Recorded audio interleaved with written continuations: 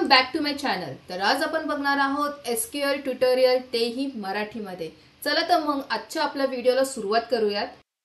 तर आज आपल्याला बघायचं आहे SQL insert query. Yes, insert query कशासाठी करायचंय तर ते सांगते। आता तुम्हाला लास्ट व्हिडिओमध्ये आपण काय बघितलं आहे, एसक्यूएल क्रिएट टेबल। तर एसक्यूएल क्रिएट टेबलमध्ये आपण काय कंप्लीट केलेलं आहे, टॉपिक्स बघूयात। एसक्यूएल क्रिएट टेबल कसं करायचं आहे हे आपण बघितलं आहे, आणि ड्रॉप और डिलीट टेबल कसं करायचं आहे हे देखील बघितलंय। आपण ते टेबल क्रिएट केलेत, पण त्याच्यामध्ये क्वेरीज इन्सर्ट करायचे आहेत, म्हणजे व्हॅल्यूज इन्सर्ट करायचे असतील तर आपल्याला इन्सर्ट क्वेरी शिकणं इम्पॉर्टंट आहे। चला तर मग बघूयात SQL insert query. SQL insert into स्टेटमेंटचा वापर डेटाबेसमधील टेबलवर डेटाच्या नवीन ओळी जोडण्यासाठी केला जातो। बघूयात की बघ इथे काय दिले त्यांनी तुम्हाला, इन्सर्ट इनटू स्टेटमेंट। त्याचं जे इन्सर्ट क्वेरी जे आहे त्याचं जे स्टेटमेंट आहे इन्सर्ट इनटू याने स्टार्ट होतं। ओके, याचा वापर काय कशासाठी केला जातो, डेटाबेसमधील टेबलवर डेटाच्या नवीन ओळी जोडण्यासाठी। म्हणजे टेबल तर आपण क्रिएट केलेत, पण त्याच्या 1 2 3 ज्या ओळी आहेत त्याच्यामध्ये काहीतरी डेटा इन्सर्ट करायचा आहे, बरोबर आहे की नाही। मग तुम्ही माझ्या मागच्या व्हिडिओमध्ये बघितलं असेल की आपण कस्टमर्स या टेबल आपण या नावाचा टेबल आपण तयार केला होता, पण आता त्याच्या रिलेटेड आपल्याला क्वेरीज जे आहेत त्या इन्सर्ट करायच्या आहेत। There are two basic syntax of insert into statements as follows. म्हणजे की इन्सर्ट इनटूच्या दोन प्रकार आहेत। ते कोणते आहेत की इन्सर्ट इनटू टेबल, हे बघा, insert into table name. Okay, इथं टेबलचं नेम जे तुमचं टेबलचं नेम असेल, लाईक कस्टमर्स किंवा XYZ काही असेल तर टेबलचं नाव इथे येणार आहे। मग column 1, column 2, column 3 up to column N जे काय असतील ते कॉलमचे तुमचे, लाईक आता कॉलम नेम कसं असेल, column 1 2 3 like ID, name, address. Okay, इथे ID येईल, इथे नेम येईल, इथे ॲड्रेस येईल, इथे असे तुम्हाला इथे कॉलमची नावं टाकायची आहे। त्यानंतर हे ब्रॅकेट क्लोज करायचं आहे आणि व्हॅल्यूज हा एक इथे वर्ड ॲड करायचा आहे। मग व्हॅल्यू 1, व्हॅल्यू 2, मग व्हॅल्यू 1 कोणती, तर ID की नाही फर्स्ट, तर फर्स्ट तुम्हाला इथे काय इन्सर्ट करायचं आहे 1, ID 1। मग तुम्हाला कॉलम 2 मध्ये काय आहे, नेम, तर इथं नेम येणार आहे। तर अशा पद्धतीने आपल्याला इन्सर्ट इनटू टेबल करायचं आहे। इथे कॉलम 1, कॉलम 2 आणि कॉलम अप टू N ही टेबलमधील कॉलमची नावे आहे ज्यात आपण डेटा घालू इच्छित आहात। आपण सर्व स्तंभासाठी मूल्य जोडत असल्यास आपल्याला एसक्यूएल क्वेरीमध्ये स्तंभाचे नाव निर्दिष्ट करण्याची आवश्यकता असू शकत नाही, परंतु मूल्याचा क्रम सारणीतील स्तंभांप्रमाणेच क्रमाने आहे याची खात्री मात्र करून घ्यावी लागेल। ओके, आता दुसरी जे पद्धत आहे इन्सर्ट इनटूचे, मी 2 प्रकार सांगितल्या होत्या, तर ती या पद्धतीने सिंपल काय करायचं आहे, इथं इन्सर्ट इनटू टेबलचं डायरेक्ट नाव लिहायचं आहे आणि डायरेक्ट व्हॅल्यूज लिहायचे आहे, आणि इथे व्हॅल्यू 1, व्हॅल्यू 2, व्हॅल्यू 3। ओके, अशा पद्धतीने आपण दोन्ही पद्धतीने इन्सर्ट इनटू करू शकतो। मी दोन्ही पद्धतीने तुम्हाला व्हॅल्यूज जे आहेत ते इन्सर्ट करून दाखवणार आहे, पण आता या पद्धतीने मी तुम्हाला दोन्ही पद्धत इथे दाखवलेल्या आहेत। आता जर पहिली पद्धत बघितली, आता following statement would create 6 records. Okay, आपण पहिल्या जी पद्धत आपण बघितली आहे, लाईक इन्सर्ट इनटू, आता समजा माझ्याकडे कस्टमर्सचा टेबल आहे, त्याच्यामध्ये ID, name, age, address, salary ह्या सगळ्या हे सगळ्या टेबलची माझे जे फील्ड आहे त्याची नावं आहे। आता व्हॅल्यूज दिलंय आणि व्हॅल्यूजमध्ये 1, इथे नेम काय आहे ते दिलंय, एज त्याची इथे द्यायची आहे, ॲड्रेस। हा क्रम तुमचा चुकला नाही पाहिजे। जर हा क्रम जर तुमचा चुकला तर इथल्या ज्या व्हॅल्यूज आहेत, आता हे जे कॉमन आहे ID, name, age, address, salary, हे आपण क्रिएट टेबल केलेलं आहे त्या पद्धतीनेच ते मांडणार आहे। पण आपल्याला व्हॅल्यूज इन्सर्ट करायच्या वेळेस आपल्याला आपली जी व्हॅल्यू आहे त्या व्हॅल्यू प्रमाणेच तुम्ही इन्सर्ट करणं मस्ट आहे। जर तुमची सपोज तुम्ही आता इथे नेमच्या ऐवजी इथे जर सिटीचं नाव लिहिलं, ॲड्रेस जर दिला, तर असं चालणार नाहीये। तुम्हाला लक्षात पाहिजे की तुमचं टेबलचे फील्डचे नाव काय आहे, प्लस तुम्हाला व्हॅल्यूज कशा पद्धतीने इन्सर्ट करायच्या आहे।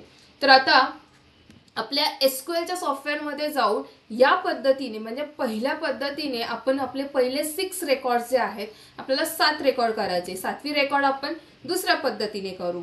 तर पहिली जी पद्धत आहे या पद्धतीने आपण इन्सर्ट करूयात। SQL सॉफ्टवेअरमध्ये आलेलो आहोत.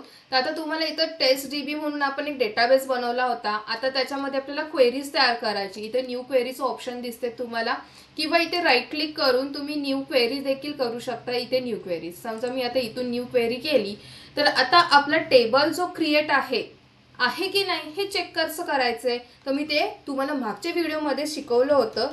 सिलेक्ट स्टार फ्रॉम जे कोणता टेबल असेल तो टेबल आणि एक्झिक्यूट केलं तर तुम्हाला दिसतंय ID, name, age, address, salary हा माझा टेबल ऑलरेडी क्रिएटेड आहे. पण याच्यामध्ये व्हॅल्यूज अजून इन्सर्ट आहेत का? नाही. मग आता काय करायला लागेल, तुम्हाला सिम्पली इन्सर्ट इंटू व्हॅल्यूज करायच्या आहेत. मग ती कसे करणार, तर तुम्हाला ती जी इन्सर्टची क्वेरी आहे ती तुम्हाला इथे टाईप करायची आहे. आता माझी इथं इन्सर्ट इंटू कस्टमर्स जे मी आता केलेलं आहे, इन्सर्ट इंटू कस्टमर्स, इथं ID, name, age, address, salary, ID, name, age, address, salary अशा पद्धतीने दिले.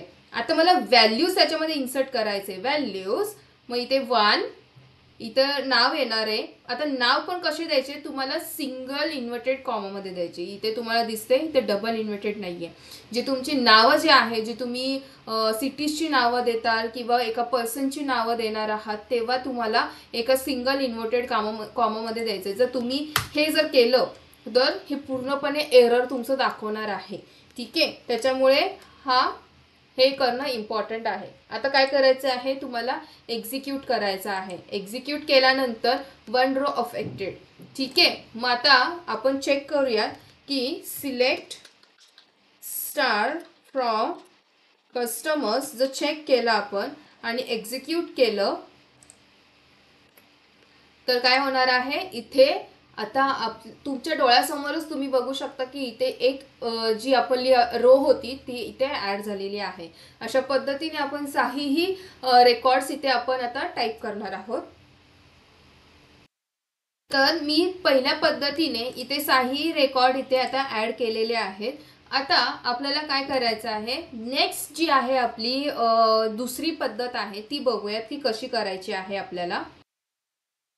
आता बघू शकता की इथे इन्सर्ट इंटू कस्टमर्स आणि व्हॅल्यूज आणि डायरेक्ट ते त्यांनी व्हॅल्यूज इथे इन्सर्ट केले आहेत. आधी आपल्याला इथे कस्टमर्स, मग त्याच्यानंतर त्याच्या जे फील्ड नेम आहेत ID, नेम वगैरे ते टाईप करावं लागत होतं. त्यानंतर व्हॅल्यूज इन्सर्ट करून मग व्हॅल्यू इथे टाकावं लागत होतं. पण आता तसं करायचंय का? नाही. तुम्हाला सिंपल काय करायचं, इन्सर्ट इंटू टेबलचं नाव आणि त्यानंतर व्हॅल्यूज, त्यानंतर तुम्हाला जे काय व्हॅल्यू आहे ते तुम्ही इथे एंटर करू शकता. चला तर मग बघूयात की ही जी क्वेरी आहे ती आपण याच्यामध्ये रन करू SQL सॉफ्टवेअरमध्ये. आता आपण त्या पद्धतीने दुसऱ्या पद्धतीने इन्सर्ट इंटू कस्टमर्स, इथे वेगळे ह्या फील्डची नावं न टाकता व्हॅल्यूज, त्यानंतर जे काय व्हॅल्यू आहे ते आपण 7वी जो रेकॉर्ड आहे तो आपल्याला तिथे टाईप करायचा आहे, तो इथे टाईप केला. आता एक्झिक्यूट करूयात. एक्झिक्यूट केल्यानंतर आता इथे आपल्याला काय करायचं आहे, select star from customers he table बघण्याची एक क्वेरी आहे, ते आपण अशा पद्धतीने बघू शकतो. इथे सिलेक्टचं आता बघा, आपलं जर थोडं जरी चुकलं एखादी स्पेलिंग तर इथे आपल्याला लगेच तो एरर दाखवतो. ठीक आहे, यानंतर इथे एक्झिक्यूट करायचं. एक्झिक्यूट केल्यानंतर तुम्ही बघू शकता 7ही आपल्या ज्या हे आहेत एंट्रीज आहेत, ओके, ते इथे आलेले आहेत. अशा पद्धतीने आपण इन्सर्ट इंटू क्वेरी करू शकतो. तर वरील सर्व विधाने कस्टमर्सच्या टेबल खालील नोंदी अशी सादर करतील. आता अशा पद्धतीनेच आपला तिथे काय जो आहे तो टेबल आहे तो इथे आपला अशा पद्धतीने क्रिएट झालेला आपल्याला तिथं SQL सॉफ्टवेअरमध्ये दिसला आहे. नेक्स्ट काय आहे की दुसऱ्या टेबलचा वापर करून एक टेबल पॉप्युलेशन करता येतो. ते म्हणजे काय बघूयात. आपण दुसऱ्या टेबलवर निवडक विधानाद्वारे डेटा एका टेबलमध्ये पॉप्युलेट करू शकतो. म्हणजे समजा आपल्याकडे 2 टेबल आहेत. ठीक आहे, या दोन्ही टेबलमध्ये समजा एका टेबलमधली एक माहिती आणि दुसऱ्या टेबलमधली एक माहिती ही आपण मर्ज करू शकतो, म्हणजे एकत्र आणू शकतो.